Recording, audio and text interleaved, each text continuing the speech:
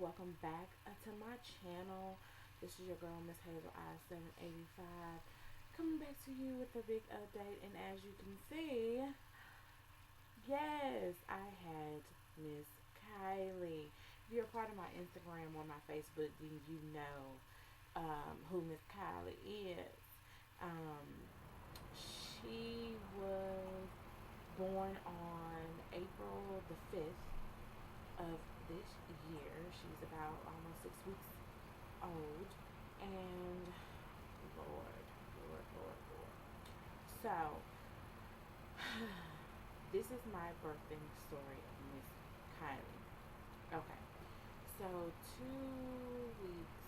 about 2 weeks before I gave birth to her, I started having complications. And I'm sorry about the lighting, it's dark, but I'm outside. I'm in the living room, and it is gloomy outside. We've been having rain, a lot of rain or whatever. Let me see if I can multitask.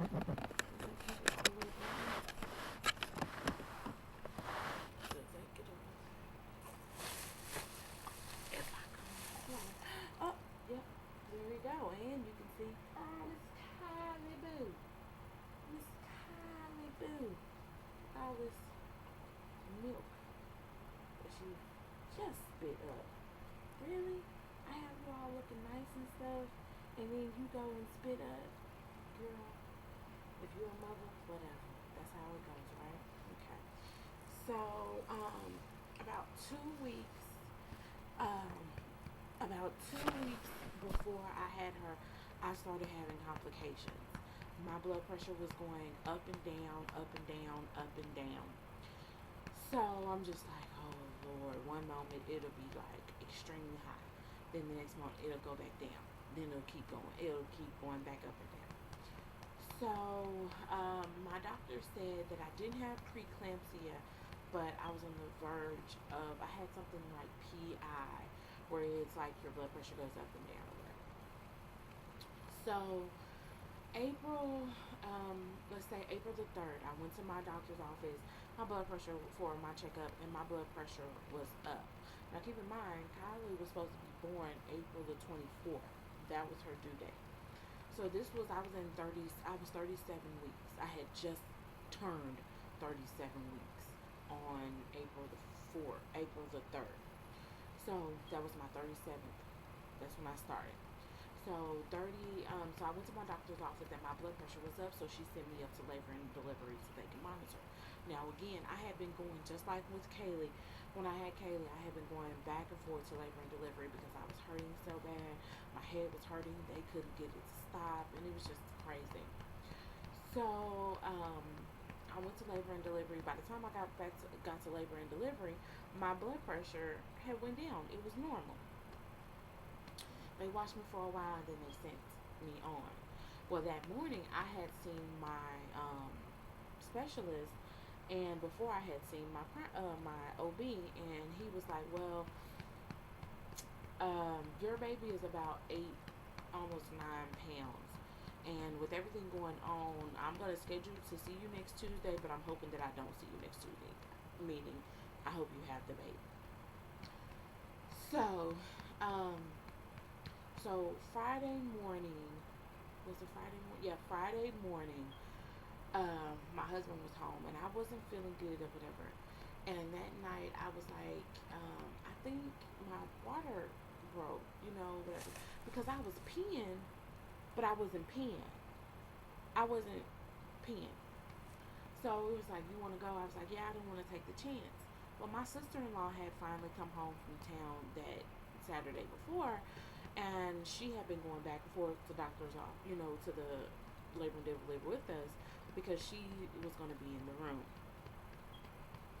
Okay, so we get to the hospital that Friday night, and it was me, Kaylee, and King. So we get there or whatever like that, and y'all see all that hair? Y'all see it? Look at all that hair. I'll introduce you in a minute. So we get there or whatever, and they was like, so my sister-in-law came, and she got Kaylee, and I'm like, they're probably going to send me back home, so can you just take Kaylee? So she just took Kylie and went to my mother-in-law's house. So we, laying there, whatever. Of course, King falls asleep. Of course. So the nurse comes back in and she was like, "Well, all of your tests come back normal." I'm like, "Okay." She was like, "Everything is good." As soon as she said that, I'm used to it. So I started taking stuff off. Started taking the the oxygen the oxygen off. I started taking that off, and she was like, "Whoa, whoa, whoa, whoa, whoa." She was like, "But your blood pressure is 169/101, so we're gonna go ahead and deliver the baby." Child, I started laughing. She was like, "What's so funny?" Now keep in mind, this nurse has seen me so many times because I have been there so many times. And she was like, "You've been wanting us to deliver this baby, so why you?" I said, "Because I never thought you would have said that, baby. I thought I was going home. I'm hungry." I said, "We were supposed to go shopping in the morning. This is the one time that I did not want you to keep me." And she just started laughing. So she was like, "Well, we're gonna induce at 12 o'clock." It was about 11 something. So we called everybody and say, "Hey, you know, um, the baby will be here, you know, by tomorrow. I'm inducing tonight." So my sister-in-law comes to I said, "Nothing won't happen until like in the morning. So, get you some sleep, some rest. You're going to need it." Okay. So the next morning come in. Now keep in mind, my doctor is not on call. So she's actually out of town. So I had another doctor that was on call. So the next morning or whatever, that doctor comes in. They start, inducing me at 12 or whatever. So the next morning, the doctor comes in and she breaks my water. I don't remember her breaking my water at all. I actually had to ask my husband, when did my water break? Because I didn't remember. They had me on drugs. Everything else I remember. Okay. So she comes in, she breaks my water, and that starts the process or whatever. Now, this one nurse. Now they give you medicine and that not the epidural, but they give you IV medicine and it makes you sleepy. Okay, well this one damn fucking nurse kept coming in the damn room. She would not let me get any damn sleep. Every 15 minutes, she was coming in there. Oh, it was pissing me off. So by the time I got to about 8 centimeters, I stopped. And I'm like, I stopped dilating. So oh my God, the nurse kept coming in. At this point, I just want to go to sleep. I just want to go to sleep. So she's like, "I don't understand why she's so sleepy, why she's so tired." Because I was in and out of it, honey. She was like, "I don't understand," or whatever like that. And I'm just like looking at my husband now. By that time, my cousin had came also. So it was me, my husband, my cousin, and my sister-in-law. And I'm just looking at her like.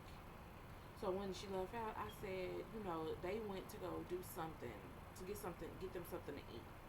And so, she kept coming in. So I finally told my husband, I said, "Look, I'm tired because this bitch keep coming in my goddamn room and she won't let me get no fucking sleep. I'm tired. Hell." So, he think it's funny. I said, "This shit ain't fucking funny." I said, "I've been real cool, or whatever, but I can turn ugly real fucking quick. You understand?" So, um, so he goes out. So, they go out or whatever like that. He was like, "We're gonna let you get some sleep."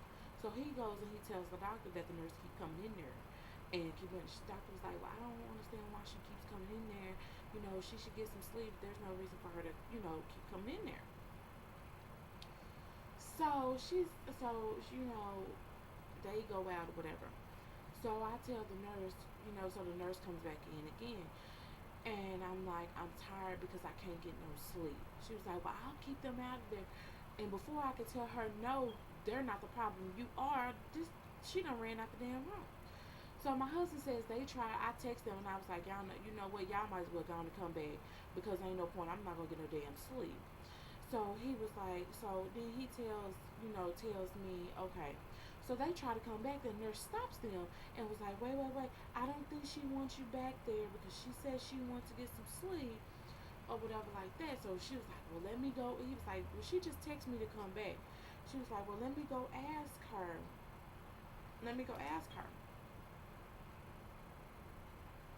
This bitch come in there and wake me up once again because I had fell back asleep. So she comes back in and she comes back in and asks me, do you want your family to come back in here? I told them that I said, look, they're not the problem. You are. You keep coming in here every 15 minutes, turn this way, turn that way. She's like, I'm sorry, but I have to do that. I'm trying to get you, go ahead and get you to 10 centimeters. And me moving you every now and then is going to help. I said, hell. I said, if you don't get your motherfucking ass out of my goddamn room, it's going to be some fucking problems. I said, I'm sleeping, I'm tired, and you're pissing me off. She was like, oh, well, I'm sorry. I tried to get you some sleep as much as possible. I'm so sorry. And she goes out the room. By that time, I done had my epidural or whatever like that. So let me go back. When I did get my epidural, he had a hard time finding the spot. So he stuck me like 5 times. I'm feeling it, and this shit hurts so damn bad. And I'm hearing every time he pokes, I'm hearing this popping sound, and I can feel the popping. Oh, it hurts so bad. So then she gets me to 9 centimeters or whatever, and she was like, I don't want you to push because I don't want you to swell, and then it, brings the baby back up. So she was like, well, we're going to go ahead and try whatever like that. Okay. So she goes ahead and tries, and I push or whatever. Now, this epidural don't kick in. The bitch can't feel a motherfucking thing. Now, this is totally different from when I had Kylie because they gave me the epidural way early. And by that time, nobody told me you can press the damn button to get more medication. And before I forgive all of this, I'm juggling a jealous toddler at that, and a baby. So this is the best that you're gonna get right now. Understand? Okay. Now that we done got the clear, let me get back to my story. Okay. So we pushed, and she was like, "Oh my god." So by this time, when she told me I was 9 centimeters, I had went ahead and called my sister and my brother-in-law and told them that I was in labor. Okay, so they went ahead and came. So my sister, my brother-in-law, my cousin, my sister-in-law, my and my husband, all there. So she was like, well, the nurse came and she was like, well, I'm gonna have to go ahead and check you or whatever like that. And I said, okay. So by that time, I said, they gonna check me. Y'all go ahead and step out. Well, my sister-in-law stayed because I told her to stay, and King stayed, of course. So by that time, she was like, and so they was like, don't push it, don't push it. I was pushing. I want this shit over and done with. You understand? I wasn't pushing a lot, but I was just like, okay. So then, so then I pushed one time, and the nurse was like, wait, wait, wait, wait, wait, wait, wait. I see hair. I see the hair. So then the doctor come in and they start breaking shit down, baby. Now this is the same hospital that I had Kylie in. The bed come down, the foot of the bed come off. They light come out of the ceiling. It's like heaven's opening and shit. Everything coming out. You just like, what the fuck? You turning around. Like, wait a minute, where'd all this shit come from? You know what I'm saying? Because they don't broke the shit, brought in some shit. Just hold, goddamn. Did y'all have this shit lined up in the closet? Okay, so she was like, the doctor got dressed or whatever like that. So I pushed one more time in my second push.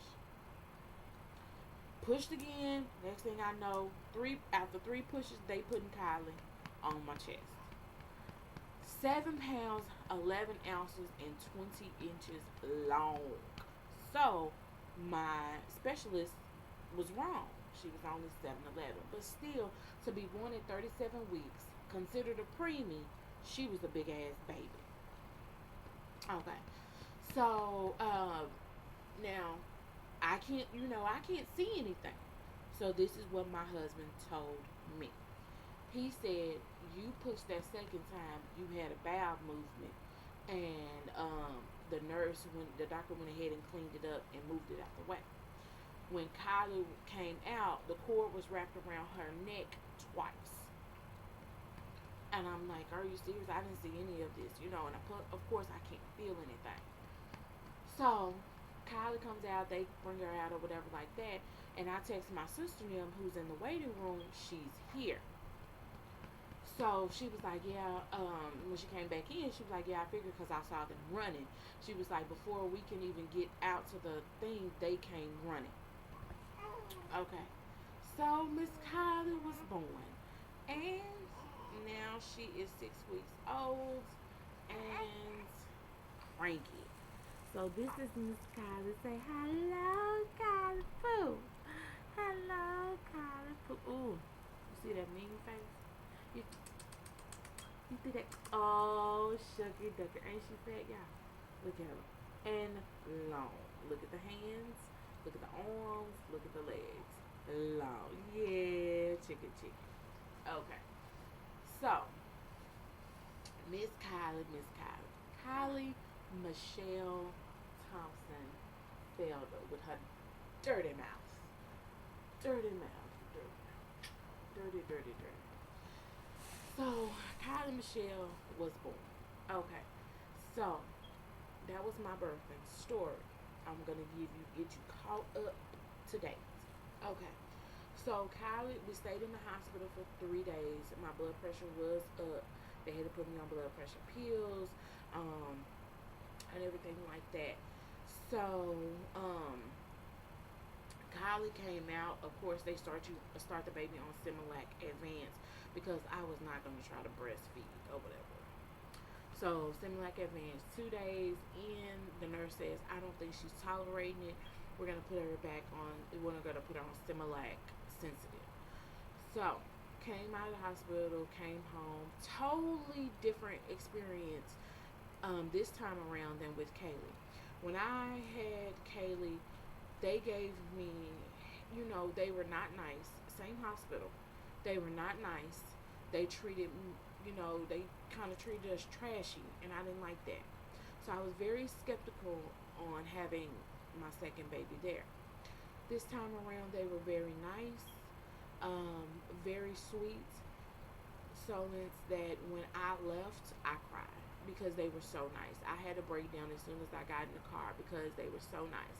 He was like, well, what's wrong? You okay? I was like, they were so nice to me and my baby. I said the last time they treated us like trash. And I was like, it's just a blessing that, it was a totally different experience. Very, very nice. Um, so, she's on Similac Advanced. Similac Sensitive. So we get home, everything is okay for the first couple of days or whatever like that, but she's cranky. Bowel movement's not right or whatever. So we go to the doctor, whatever. So they put her on Neutrogemin, which is an Enfamil milk. And she's been on that ever since. Now that her body has gotten used to it, it is way better. Way, way better. When Kaylee was born, she was on Alimentum, which is Similac. Excuse me, Alimentum and Neutrogena are the same thing, but one is Similac and one is Enfamil. So, Kylie is a little colicky. Um, very gassy, so she's on gas medicine. She was on gripe water, but she hasn't had to have gripe water in a long time, in a few, like probably like a week and a half, because I guess the nutrition has gotten through her system or whatever. So, now that everything is okay or whatever, she's a good, she's really good.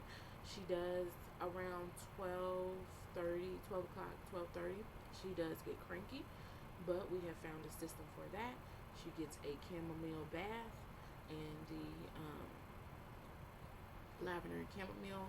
She gets, lotion down and swaddled, and out like a light. She sleeps pretty damn good. Right now, she'll sleep for about 3 to 4 hours, and then she wakes up hungry. She just wants to be fed, maybe change, and gone back to sleep like she is now. Okay. So, other than that, that is about it with me. The last time I checked, this was last week, I was down 34 pounds. I had got up to 314 pounds. Um, by the time I got delivered, the day I delivered, I was 314 pounds. Now, keep in mind, Kylie was a really big baby. Again, premature, 7'11". I was all stomach. If you are not subscribed to me, following me on Instagram, please do so. It's again Miss Hazel I-785. You will see my pregnancy picture. I was all stomach. I was huge, but I was all stomach. I had lost a lot of weight, but towards the end, I had gained it all back and then some, and it was all stomach. So, right now, I am still, my breasts are still leaking. And I don't mean just a little drip. No, they're leaking. And I can't get them damn things to stop. So if you're a mom and you know how to get this breast milk to stop, please comment below and let me know, because I'm willing to try anything. I did get engorged, which that really, oh my God, to get that off of me was great because it was so damn painful. I bled probably like about 4 to 5 weeks. I bled.